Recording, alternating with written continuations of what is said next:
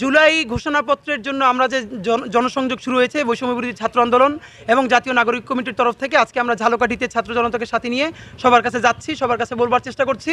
আমাদের দাবি আগামী 15 তারিখের মধ্যে সরকারকে জুলাই ঘোষণাপত্রের স্বীকৃতি দিতে হবে এবং সমস্ত রাজনৈতিক স্টেক হোল্ডারদেরকে সাথে নিয়ে তারা যে ওয়াদা করেছে জুলাই ঘোষণাপত্র করবে নতুন ইনসাফ নিশ্চিত করবার জন্য, সেটা তাদেরকে করতে হবে। সমস্ত শহীদদের অবশ্যই রাষ্ট্রীয় স্বীকৃতি দিতে হবে, খুনি ফ্যাসিস্ট হাসিনার বিচার করতে হবে এবং ইনসাফের সাম্যের বাংলাদেশ বিনির্মাণের জন্য এমন বাংলাদেশ বিনির্মাণের নতুন সংবিধান করতে হবে। আগের সংবিধান বাতিল করে গণপরিষদ নির্বাচনের মাধ্যমে নয়া সংবিধান করতে হবে, যাতে নাগরিক মর্যাদা এবং ইনসাফ সুরক্ষা করা যায় এমন বাংলাদেশ আমরা চাই। এবং সুতরাং শহীদদের স্বীকৃতি, নতুন সংবিধান এবং জুলাইয়ের ঘোষণাপত্রের দাবিতে আজকে আমরা মানুষের কাছে যাচ্ছি, সবার কাছে যাবো ইনশাআল্লাহ। কম বেশি চাঁদাবাজি নাই এমন কোনো জায়গা নাই।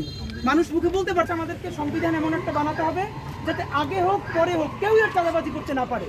সুতরাং আপনাদের কাছে আমরা আসছি, আমরা সরকার গণহত্যা করেছে তাদেরকে বিচার করতে হবে।